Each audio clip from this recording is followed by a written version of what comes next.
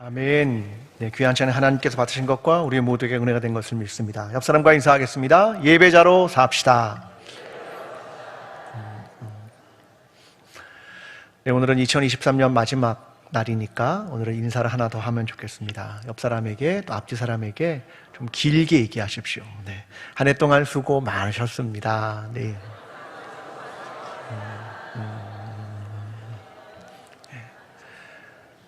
좀 모르는 사람에게도 적극적으로 얘기를 좀 하십시오. 네. 장로님도 기도하셨지만 저희가 함께 예배를 드릴 때 참 수고하시는 분들이 정말 많습니다. 그래서 우리 한 해 동안 찬양하려고 참 수고 많이 하신 우리 임마누엘 찬양대에게 우리 감사의 박수 한번 하겠습니다.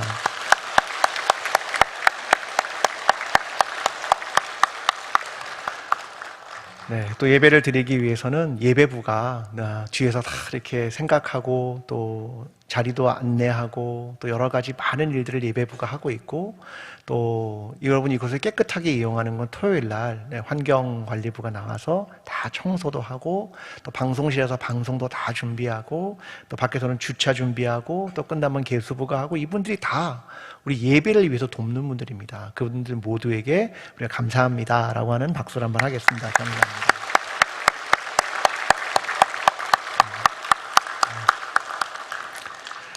네, 감사한 일 참 많으시죠? 네, 참 많은 것 같습니다. 저는 지난 주간 기도 주간으로 잘 보내고 그리고 돌아왔습니다. 여러분 기도해 주셔서 참 감사합니다. 오늘 마지막 예배를 어떤 제목으로 할까 하다가 마지막 이야기는 연초에 했던 같은 본문입니다. 사마리아 여인에 대한 이야기를 하지만 횡으로 길을 가다라는 제목으로 이 말씀을 나누면 좋겠다. 그래서 오늘 함께 횡으로 길을 가다라는 제목으로 오늘 요한복음 4장의 말씀을 여러분과 함께 나누고자 합니다. 제가 어떤 책에서 한 소설가의 글을 읽었습니다. 그 소설가는 서울에 거주하고 있습니다. 근데 소설가들은 책을 쓰는 것뿐만 아니라 책을 쓰고 나서는 요즘은 동네 책방 아니면 다른 서점 이런 데 가서 강연을 하거나 독자들과 만나는 일을 요즘은 굉장히 많이 합니다. 이 소설가도 역시 그러하다고 합니다. 그래서 집에 있다가 만약 어느 책방이나 동네 서점에서 부르면 가서 강연도 하고 독자와의 만남도 하고 다시 집으로 돌아온다 이렇게 얘기합니다.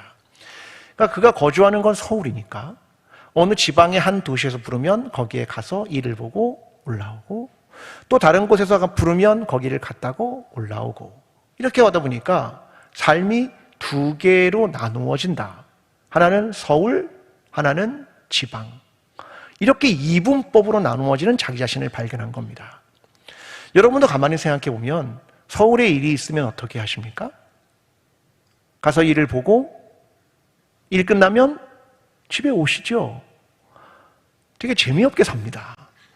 아니 가면 친구도 좀 만나고 좋은 전시가 있으면 구경도 좀 하고 또 좋은 게 있으면 좀 보기도 하고 그래야 되는데 이렇게 종으로 이동하면 여유가 없는 겁니다.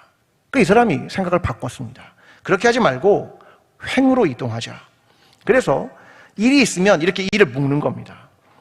목포에서 곡성으로, 곡성에서 진주로, 진주에서 창원으로, 창원에서 부산으로. 종으로 이동했던 서울과 지방이라는 생각을 깨뜨리고 횡으로 이동한다. 그러니까 어떤 일이 생기냐면 도시마다 인구가 다르고 문화가 다르고 먹거리가 다릅니다. 어느 도시는 3만, 어느 도시는 10만, 어느 도시는 30만, 어느 도시는 100만. 각기 다른 인구와 문화와 사람들을 여유 있게 만나게 되었다.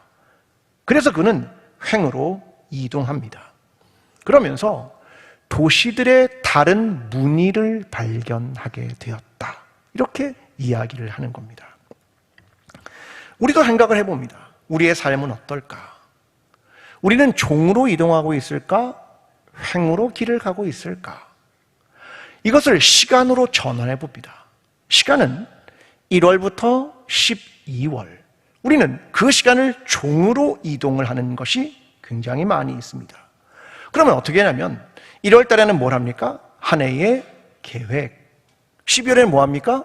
계획을 잘 이루었는지에 대한 평가. 그렇게 하시죠.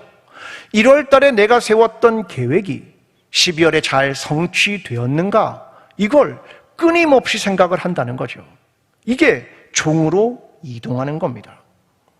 그러다 보니까 우리의 삶이 마치 공산품 같고 제품을 만드는 것 같고 내 삶이 가위로 재단하는 것 같다. 이런 느낌을 받을 때가 솔직하게 있습니다. 여러분, 그런데 생각해 보면 삶이란 꼭 그렇게 나누어지는 것은 아닙니다. 생명의 자람이란 꼭 그렇게 이루어지는 것이 아니고 삶이란 예술 같아서 그렇게 다 종으로 자를 수도 없는 것이다. 오늘도 예배를 드리고 내일도 예배를 드리지만 어제의 예배와 오늘의 예배일 뿐 이것이 2023년과 2024년을 정확히 가르는 예배인가? 그런 생각을 해보게 됩니다. 그래서 오늘 그런 생각 속에서 횡으로 길을 가본다, 이런 생각을 함께 나누고자 합니다. 오늘 본문은 연초에 다루었던 본문이죠. 예수님께서 길을 가셨습니다. 그러다가 사마리아 땅으로 들어가셨습니다. 제자들은 배가 고파서 음식을 가지러 마을로 들어갔습니다. 그곳은 야곱의 우물이라고 하는 우물가였습니다. 거기서 한 여인을 만나게 되고 대화가 시작됩니다. 예수님은 우물에서 물을 기를 수 있는 도구가 없었습니다. 그래서 그 여인에게 물을 좀 달라라고 요청을 하게 되고, 이 여인은 고개를 갸우뚱하며 어떻게 유대인 남성이 사마리아인 여인인 자기에게 물을 달라고 하는가에 대해서 이상하게 여겼습니다. 두 사람의 대화는 예배로 이어지게 되고, 예루살렘에서 예배를 드려야 합니까? 그리심산에서 예배를 드려야 합니까? 이런 질문 속에 하나님께 예배하는 때가 이를 것이고 영과 진리로 예배 드려야 한다라고 하는 것을 나누었다는 대화의 내용입니다. 우리는 2023년 우리 교회의 주제는 예배자로 살게 하소서라고 정했습니다. 여러분, 예배자로 사셨습니까? 여러분, 예배자로 사셨습니까?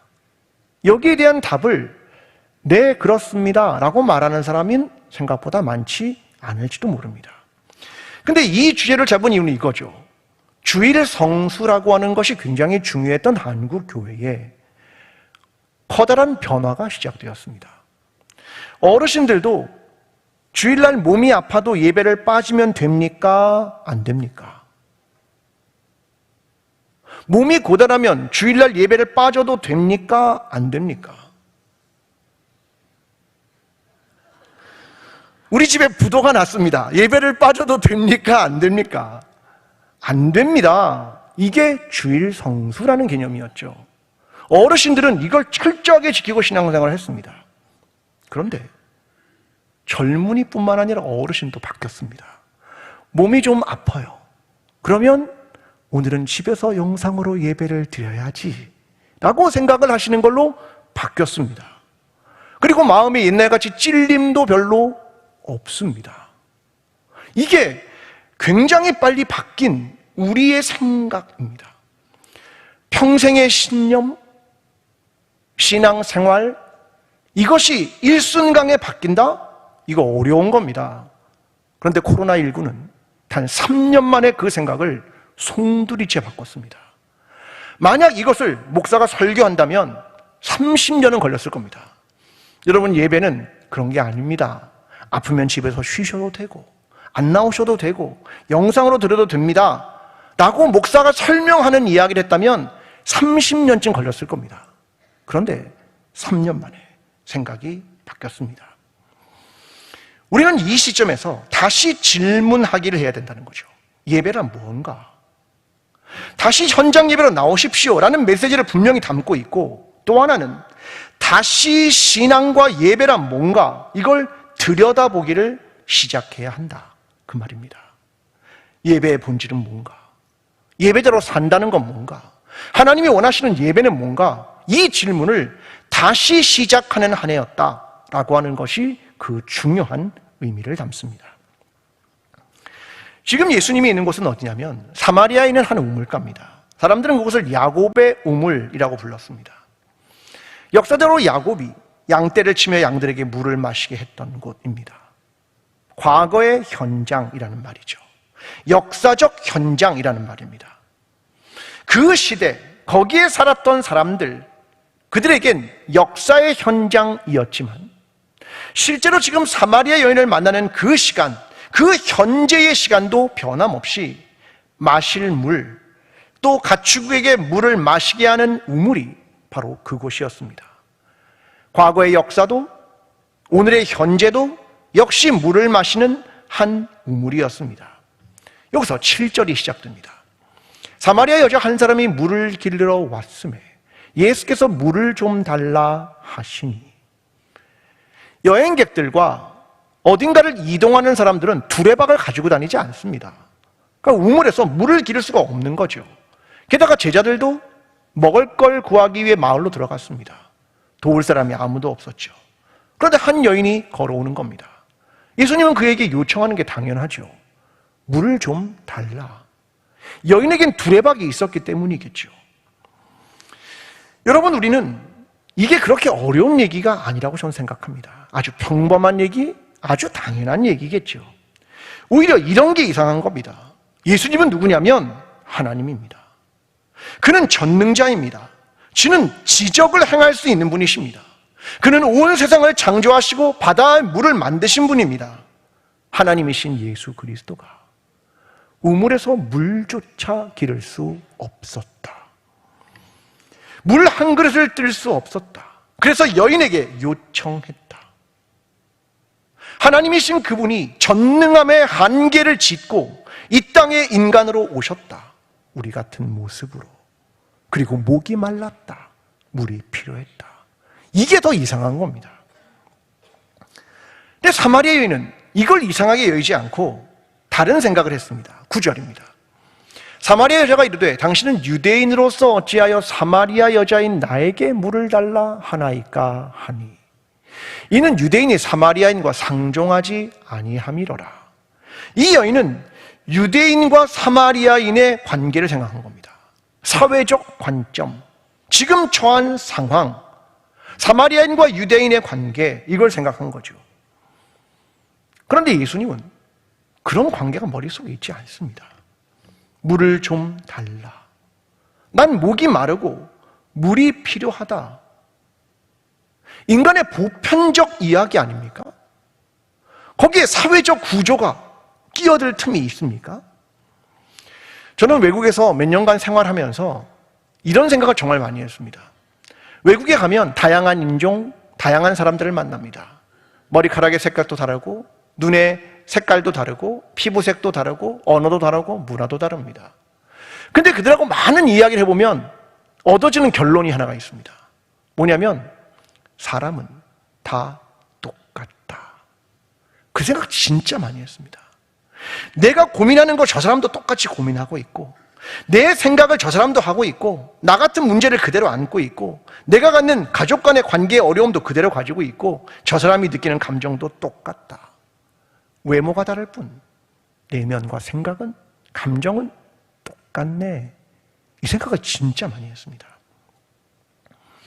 성경에서 보편적 이야기 속에서 하나님의 말씀을 전하는 책이 있습니다. 그걸 지혜문서 이렇게 말합니다. 욥기, 전도서, 잠언 이런 책들입니다.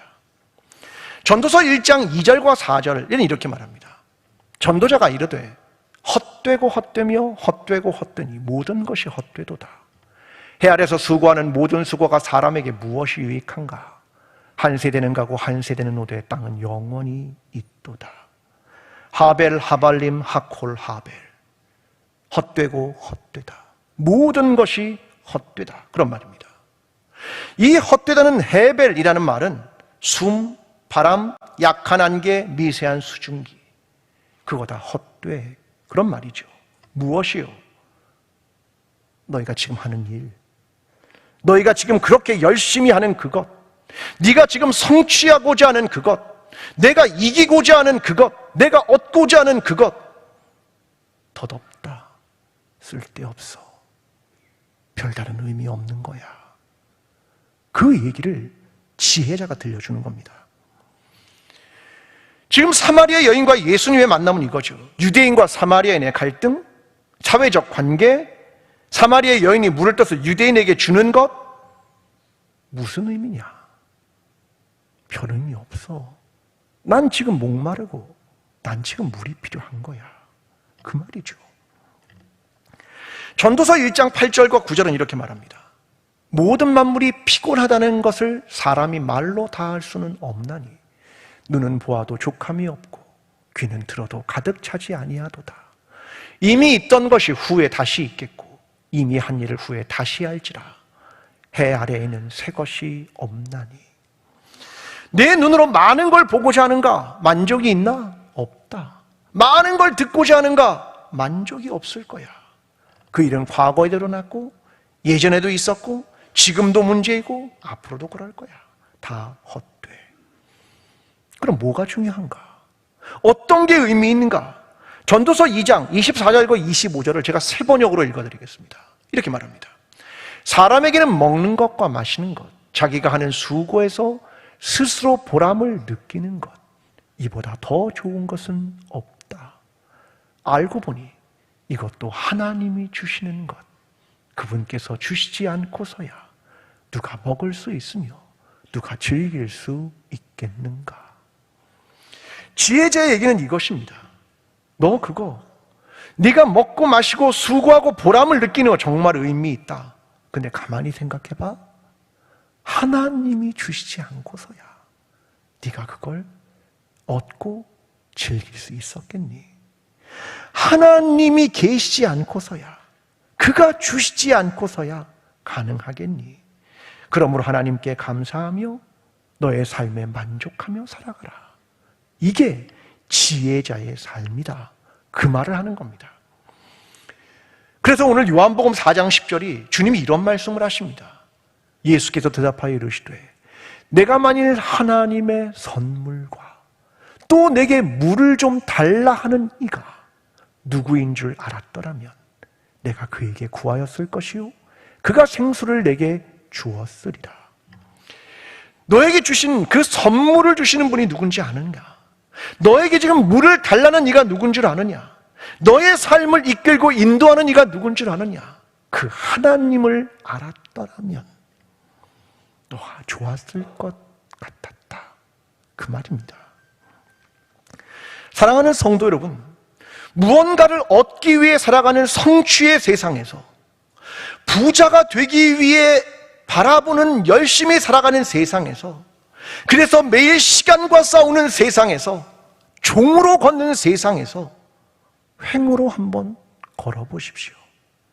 그래서 작은 일에 감사하며 만나게 하신 가족과 지체와 이웃에게 감사하며 이것을 주신 하나님을 바라보며 이것을 깨닫는 자는 지혜를 가진 것이다.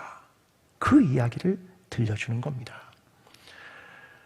사랑하는 성도 여러분, 오늘 종으로 걸어가는 세상 속에 횡으로 길을 걸으며 이 모든 것을 우리에게 주신 그 하나님을 마음에 품고 그가 우리의 하나님임을 기억하며 하나님께서 우리에게 허락하신 것에 감사하며 매일을 살아가는 저와 여러분의 신앙이 되기를 간절히 기도합니다. 예수님과 여인에 대한 두 번째 주제로 이어집니다. 이번엔 예수님께서 먼저 이야기를 꺼내십니다. 4장 16절 이르시되 가서 내 남편을 불러오라. 전혀 예상치 못한 이야기의 전개 방식으로 풀어가십니다. 그녀의 삶을 보시고 문제에 직면하게 하십니다. 가서 내 남편을 불러오라. 여인은 남편이 5이 있었고 지금 6번째입니다. 여러분, 평생 살아가는 남편을 바꾼다? 어지간한 문제로 안 합니다. 심각한 문제를 안고 있다. 현재도 살고 있는 현실이 심각하다. 그 얘기입니다. 주님은 이 여인의 가장 고통스러운 부분, 가장 아픈 부분, 그녀의 현실을 끌어냅니다. 여자는 17절에 이렇게 말합니다. 여자가 대답하여 이르되 나는 남편이 없나이다. 예수께서 이르시되 내가 남편이 없다 하는 말이 옳도다. 그 남자 남편 아니야. 그 얘기를 들려줍니다. 궁금하죠? 예수님 갑자기 왜 여자의 삶의 문제를 들추시는 걸까? 그냥 덮으시지. 그냥 모른 채 하시지. 그렇게 하면 품이 있는 대화를 이어갈 수 있고, 그 정도의 거리를 두면 이 대화가 조금 더 잘 될 텐데. 그런데 주님은 그녀의 삶의 한복판에 뛰어드십니다. 숨기고 싶은 이야기, 말하고 싶지 않은 이야기, 다루고 싶지 않은 이야기 속으로 말입니다. 신앙이란 삶을 스쳐가는 이야기가 아닙니다. 내가 가진 고통을 외면하는 것도 아닙니다. 내가 가진 문제를 덮고 가는 것도 아닙니다. 신앙이란 치열하게 대면하는 겁니다. 마치 딱쟁이를 들추면 너무 고통스럽지만 치유를 위해 때로는 들춰야 하는 것처럼 말입니다. 오늘 지금 예수님이 있는 이 장소는 야곱의 우물입니다. 야곱.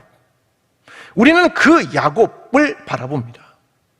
야곱에게 가장 들추기 싫은 문제가 무엇입니까? 형 에서와의 대면입니다.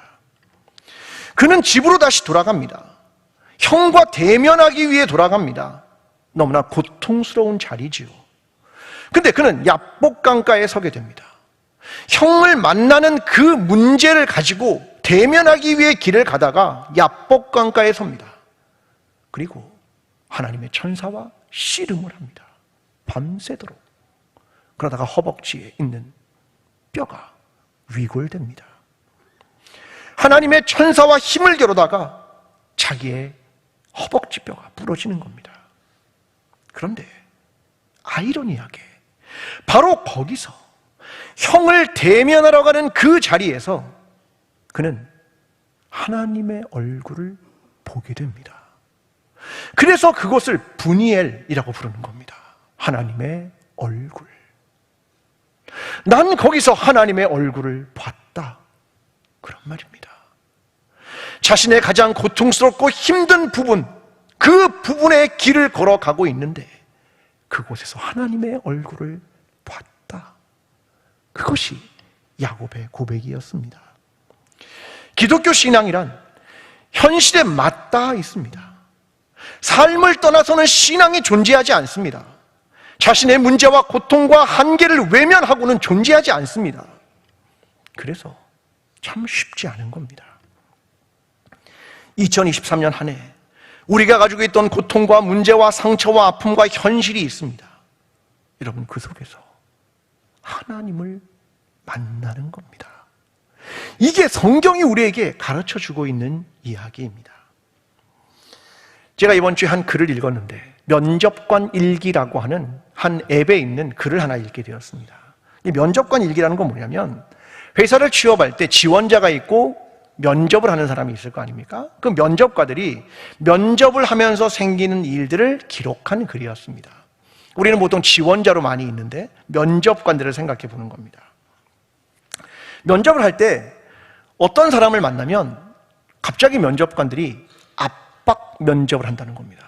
여러분, 압박 면접 당해보셨습니까? 압박 면접.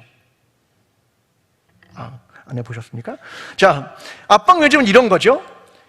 회사에 지원한 이유가 무엇입니까? 그동안 어떻게 살았습니까? 회사에서는 뭐 할 겁니까? 꼬리에 꼬리를 물고 계속 질문하는 겁니다. 이게 압박 면접입니다.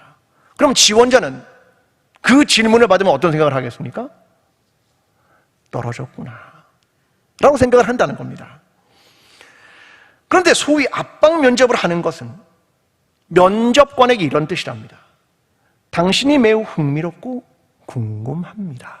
이런 뜻이라는 겁니다. 아무에게나 압박 면접을 하지 않고 100명 중에 3, 4명 정도만 압박 면접을 한다는 거죠. 왜요? 지원자를 뽑고 싶고 이 지원자가 일하게 될 확률이 높기 때문에 더 많은 걸 알아야 된다는 겁니다. 그래서 압박 면접을 한다는 겁니다. 근데 면접관이 자신도 이런 생각을 하게 됐다는 겁니다. 내가 너무 세게 말했나?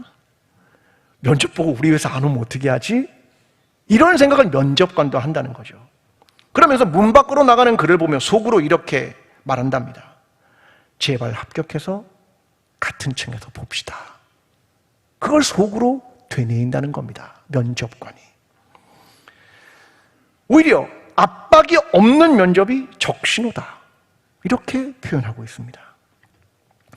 신앙생활을 하면서 삶의 현실의 문제를 건드리려 하지 않는다면, 나의 내밀한 아픔과 고통을 하나님 앞으로 가져가지 않는다면, 하나님께서 건드리기를 원하지 않고 주의 손이 닿기를 회피한다면, 신앙은 하늘의 이야기, 2000년 전의 이야기, 팔레스타인 땅의 이야기입니다. 나의 신앙, 오늘의 신앙과 관련이 없습니다. 주님께서 사마리아 여인에게 내 남편을 불러오라 라고 하는 이 말 속에는 나의 손이 거기에 닿기를, 내가 너의 회복을 원한다, 이것이 담겨 있다는 말입니다. 오늘 저와 여러분의 삶이 문제와 고통과 기도의 제목을 가지고 있습니다. 그것을 하나님 앞으로 가져가시고, 주님이 물으실 때 주님 앞으로 가져가시고, 주의 손이 닿기를, 주의 말씀이 닿기를, 주가 새로운 창조와 회복을 행하실 것을 믿으며 우리의 삶의 현실을 하나님 앞으로 가지고 나아가 새로운 창조와 회복을 경험하는 저와 여러분의 신앙이 되기를 간절히 기도합니다. 예수님과 여인의 대화는 세 번째 주제로 이어집니다. 예배에 대한 주제입니다. 이번에는 여인이 질문을 합니다. 4장 20절. 우리 조상들은 이 산에서 예배했는데 당신들의 말은 예배할 곳이 예루살렘에 있다 하더이다. 어디서 예배를 드려야 합니까? 이 산입니까? 그리심산입니까? 예루살렘입니까? 주님은 장소가 아니다, 그 얘기합니다. 교회냐? 가정이냐? 예루살렘이냐? 광주냐? 그 문제가 아니다. 23절에서 이렇게 주님 말씀하십니다. 아버지께서 참되게 예배하는 자들은 영과 진리로 예배할 때가 오나니 곧 이때라. 이 때가 있는데 그 때는 언제냐면 영과 진리로 예배할 때가 온다. 영이란 히브리인들에게 온 존재입니다. 너의 마음, 중심, 삶. 헬라 사람들이나 영이나 육을 구별하지 히브리 사람들은 구별하지 않습니다. 온 존재로 예배를 드려라, 그 말입니다. 어디 안에서? 진리 안에서. 그게 예배지, 그 말입니다. 언젠가부터 사람들은 예배와 삶을 분리하려는 경향이 있습니다. 영과 육으로 분리하는 사람들, 혹은 하나님이 내 삶에 개입하기를 별로 원하지 않는 사람들, 내 마음대로 하고 싶은데 하나님이 불편한 사람들, 그들은 예배와 삶을 같이 하고 싶지 않습니다. 그런데 이사야 58장은 금식에 대한 이야기를 들려줍니다.